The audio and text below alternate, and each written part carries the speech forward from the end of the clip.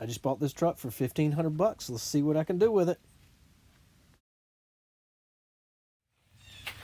This is a 2000 Ram 3500 Cummins 24 valve turbo diesel.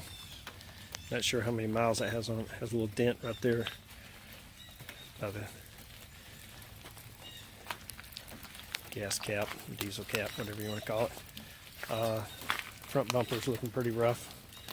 Actually just the plastic, and then this is bent. Tires low on air.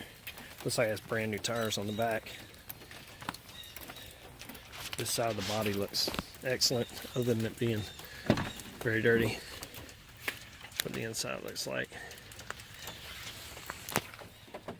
Seat's all torn up. Dash is all cracked.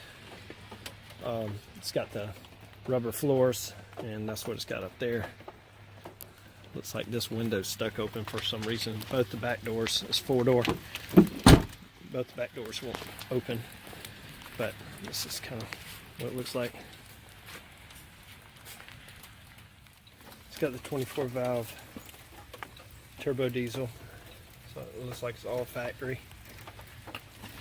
It's got a lot of mildew on all these wires.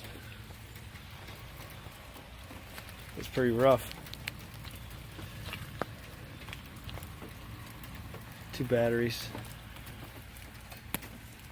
Yeah, it's just got a lot of mildew on everything. It needs to be pressure washed. White moisture's just sitting in that insulation right there.